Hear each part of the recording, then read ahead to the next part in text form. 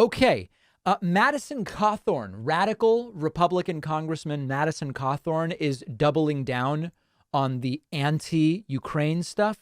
Here he was somewhere. He gave a speech or spoke to people. Let's listen to what he had to say. Remember, he recently referred to Zelenskyy as a thug who has embraced wokeness. Yeah. Anybody else? Yeah, Congressman. Yes, sir.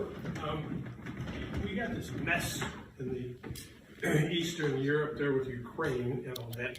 And I know you've made some reference to President Zelenskyy being a thug or being, and the government being corrupt.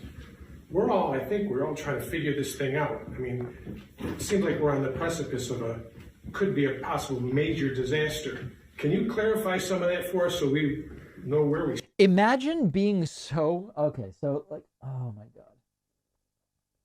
Imagine being so deluded that if you want clarification on geopolitics, you ask Madison Cawthorn. Like, even that as a principle is extremely sad for our state of affairs. I'm not really sure about what's going on in Ukraine. Let me get Madison Cawthorn to explain it to me. Is there any hope here? Is there any hope? Let's listen to the answer.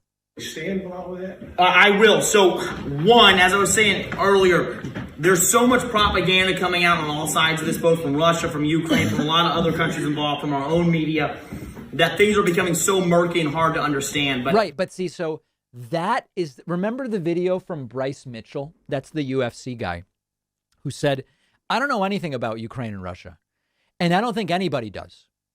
This is a very common trope that allows disinformation to be spread, which is to pretend no one knows.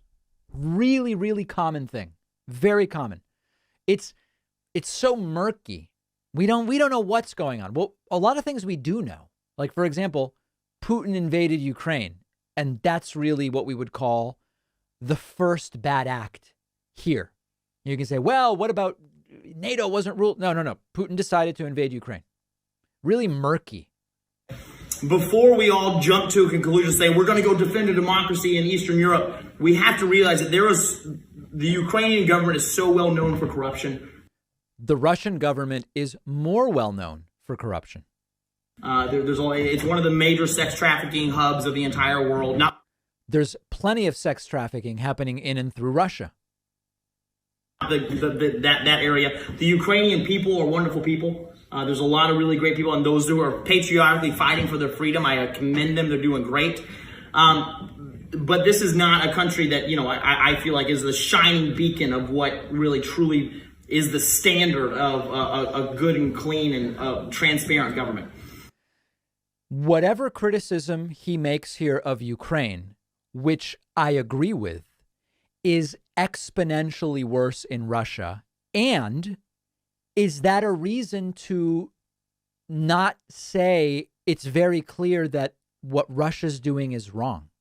So, again, when you look, there's one democracy index. You can find a bunch of them. There's one democracy index that uses a score of 100 as like a perfect democracy. Ukraine's a 60 and Russia's a 20. So what you have to understand is he's saying Ukraine's not that great. Ukraine's corrupt. Well, Russia's more corrupt. And Ukraine's not a transparent government. Russia's even less transparent.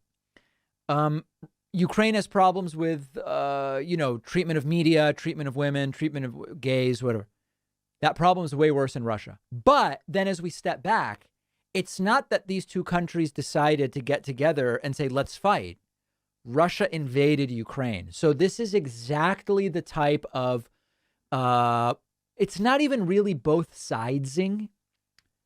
It's sort of like, it just provides cover to look the other way. And rather than providing moral clarity, it provides moral cloudiness, I guess I would say.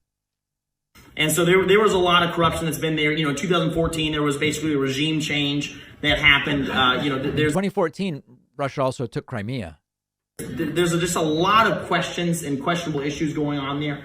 Now, would he say, I don't know, I mean, it's not super clear if Mexico sent tanks to the U.S. because there was corruption in Arizona. Like with that, I thought that the whole thing was the sovereignty of the borders and all of this thing. But here he's equivocating in a really disgusting way.